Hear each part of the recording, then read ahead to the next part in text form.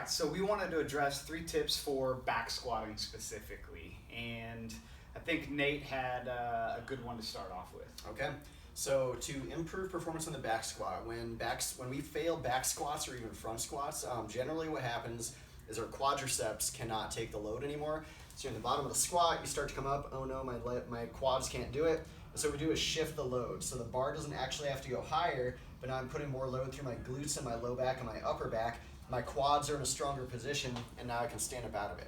What that means though is that we're going to end up limiting how much we can squat by our upper back strength is going to tend to be the weakest point in that.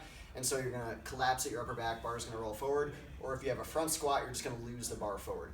So what I like to do is on the way up, as I start to lean forward, when I can, I shove my hips back up under me, so that way I have a more upright torso and I'm taking that stress back off my upper back. So say this is really, really heavy, which it might be. I'm in the bottom of the squat, I start to come up, oh no, I can't do it, and so I do this, oh, got it up, right? That's a pretty hard way of doing it. So instead, as that starts to happen, I shove my hips back under me, and kind of do this like rocking motion, and get my quads back involved as soon as they can be. That's going to hopefully enable you to squat more. The next tip is to get into the routine of before you ever pick up the bar, whether that's in a warm-up or a max lift, to start braced. So you're going to inhale to pick up the bar, and then you'll set up for your squat, exhale, and then inhale to start the lift, instead of just passively picking up the bar. So I'm going to let Nate show you.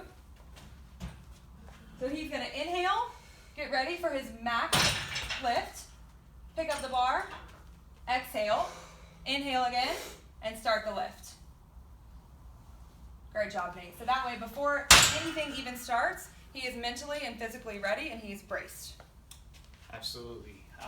And then for me, I really just wanted to talk about, we hear a lot of people talking about the difference between high bar versus low bar, what might be right for your particular sport.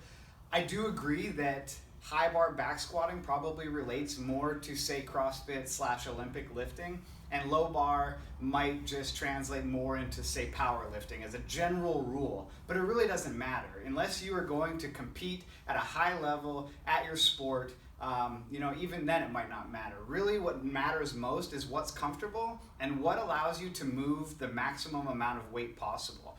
I, for a long time, was always kind of a higher bar back squatter because I wanted it to translate into CrossFit and Olympic lifting. But I also found that I was having trouble due to mobility and different things and keeping the positions that I needed to, which was limiting the amount of weight that I could do. When I really took a step back and evaluated my goals and wanting to become stronger and wanting to become better at other things, I realized that it was going to be better for me to lift in a low bar back squat position because it was A, more comfortable, and B, I could lift higher loads, which meant I got stronger. So it doesn't matter what position the bar is in, make sure it's comfortable and that it's allowing you to lift the most amount of weight possible. So what 3 tips did we have? Push your hips forward instead of pancake. Start the brace, inhale, exhale before you pick up the bar. That's right. And high bar versus low bar, find one that fits you. That's 3 tips. 3 tips. 3 tips. 3 tips. Oh, you said it again.